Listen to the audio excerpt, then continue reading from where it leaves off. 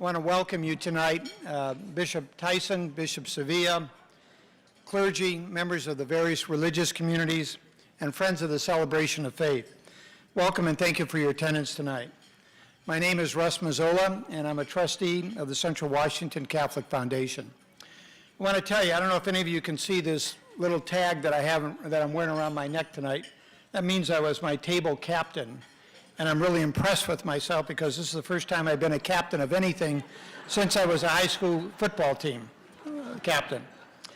So I'd like to start by thanking the St. Rose of Lima choir and their choir director, Cecilia Couture, for entertaining us tonight. It was a real blessing. Cecilia, thank you. The celebration of faith gives us an opportunity to come together to celebrate the sharing and passing on of our faith through education. In Yakima, we've been blessed with two champions of education, one who we honor tonight, Msgr. John Ecker, and the other who sadly has recently passed away, Sister Rebecca Berghoff. I've had the privilege of knowing them both. I met Msgr. Ecker 50 years ago, way before I ever came to Yakima. Over that period of time, he has become a cherished friend. God could not have created a better example for pastoral care than Monsignor. Not only is he a champion for education during the years that he led St. Paul's School, but he's a champion of our faith. My family has been part of the St. Joe's Marquette community since the early 1980s. That was then that I first met Sister Rebecca Berghoff. After our boys finished up with Marquette, I became involved with the Sister Rebecca Berghoff Foundation. I was always moved by Sister's faith. She had an abiding belief that the Holy Spirit would take care of her school and that the foundation, often known as the SRB, would flourish. Under the direction of the board and the president of the board, Ray St. Mary, the foundation has been a lifeline for St. Joseph Marquette School. The Catholic Foundation was established in 2002, under the direction of Bishop Sevilla, and serves as a community foundation for you, the Catholics of Central Washington. The foundation manages over 30 different endowments. Those endowments provide funding for parishes, schools, college scholarships, and a variety of other ministries. The Celebration of Faith was launched in the year 2012 at the urging of Bishop Tyson. And the funding it has generated has opened the doors for Christ to enter the lives of hundreds of children. Recently, the board of directors, or the trustees, of the Central Washington Catholic Foundation established a specific endowment just to help sponsor education for children. And it was funded with a $25,000 grant by the foundation.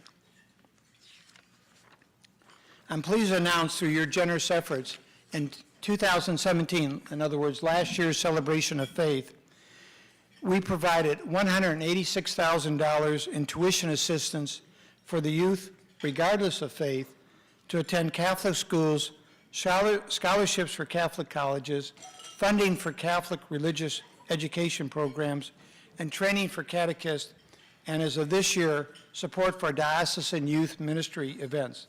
Those funds were allocated as follows. For scholarships, we provided $6,000, and those were broken down into two separate scholarships of $3,000 each for two individuals, and for them to attend a Catholic university or college. The next item, which is the one that's dearest to me, is what's called the Tuition Assistance Program, or TAP. In that program, we provided $140,000 of assistance to the Catholic schools within our diocese. Those funds went to the neediest families, which were combined with assistance provided at each of the schools. I want to emphasize that, combined with the assistance of each of the schools. In other words, each of those schools have also provided scholarship assistance to their students. This year, I'm pleased to announce that 100 of those TAP grants were awarded to Catholic school students in order to promote retention for the 17-18 school year. In other words, in total, there has been $140,000 awarded to 142 students, 42 which are new students to those schools. You made that happen thanks to your generosity. This funding is helping to increase diversity within our schools while at the same time filling our classrooms and ensuring our schools are financially stable. The next breakdown is $30,000 that was given to PREP, which is Parish Religious Education Programs. As most of you may be aware, most of the Catholic children in Central Washington are not enrolled in Catholic schools. As for these children, the responsibility for teaching the faith rests on the shoulders of their families, along with their priests and religious educators. The Parish Religious Education Program, or PREP, allows parishes to receive funding to ensure that they're able to build religious education programs that share the good news with our children, the news that they're loved by God. Through your generosity, 18 religious education programs receive $30,000 in support for training, curriculum, equipment, and retreat program participation, plus we funded 4 diocesan-wide programs for youth. The next item was $10,000 that we utilize for religious education initiative, in other words, teaching catechist. Very few of our parishes have full-time religious education directors, and even fewer have formal catechist training programs. In fact, several of our parishes do not offer any religious education, and that's a sad observation. If we want people in our pews 20 years from now, we need to educate the educators. This past August, we sponsored regional catechist training programs which were attended by over 200 catechists. The program provided training for catechists in both Spanish and in English. The feedback from these trainings was overwhelmingly positive. To share a few comments with you, and I can't see the screen, so I hope this is being coordinated. The first response was in Spanish, but it's translated. It says, "Excellent presentation. In the future, we want to see these same presentations again." The next is, "This training was so helpful and inspiring. I'm very excited to use these activities and lessons with my students. Thank you." And lastly, "Thanks for your time and effort on teaching us how to spread the work of God better."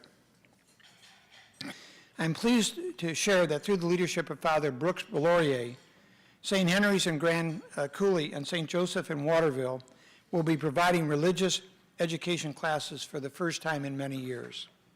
The Religious Education Initiative, thank you. The Religious Education Initiative funding also provided special need grants. This past September, Nancy and I, with friends, visited the Grand Canyon. Over the weekend, we searched for a Mass that matched our travel plans, and we were able to finally locate one in Flagstaff, Arizona. We found ourselves at the University of Northern Arizona's Newman Center for a 9 o'clock Sunday evening Mass, 9 o'clock p.m. We were both moved by the number of youngsters in attendance and their spirit. How do you get 18 to 20-year-old youngsters to a 9 o'clock Mass on a Sunday evening? It emphasized for me the faith, nourishment, and education those students had to have received in their formative years that led them to be at that Mass. We need to aid in that nourishment and education. A major challenge for us in our church is to keep our young people engaged. We come together as supporters and believers in this legacy of Catholic education. Your financial gift tonight will mean that the doors to our schools will open wider to invite families who would not otherwise be able to afford a Catholic education. It will mean that parishes who face limited budgets will not have to take shortcuts as they work towards building an engaging ministry for their youth. It will mean that individuals willing to commit themselves to leading our children and learning about their faith will be properly prepared. The goal for the 2018 Celebration of Faith is to provide $200,000 in support for Catholic education, in addition to the $10,000 that we're hoping to reserve for our endowment. Young members of our community are looking for a reason for hope. By investing in faith education, you're creating a path for our young people to grow confident and bring Jesus into their hearts. Our partners for tonight have not only underwritten the cost of this event, in other words, the cost of the meals and the refreshments, but additionally have provided a total of $90,000 to get us toward our goal of providing $200,000 in grants this year. So the good news is, the good news is we only need to raise $120,000 tonight. That $120,000 combined with $90,000 in partner giving will mean again, I'm repeating this, $200,000 in direct support for Catholic education. It'll provide monies for training and support for our catechists and teachers. And it will provide the $12,000 to help build up the endowment.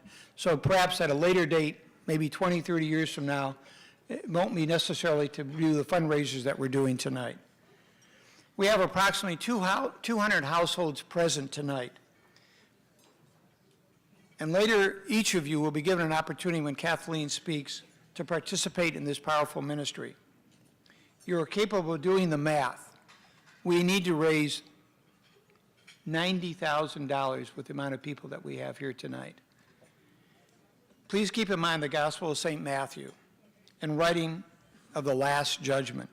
Amen, I say to you, as long as you did it for one of these.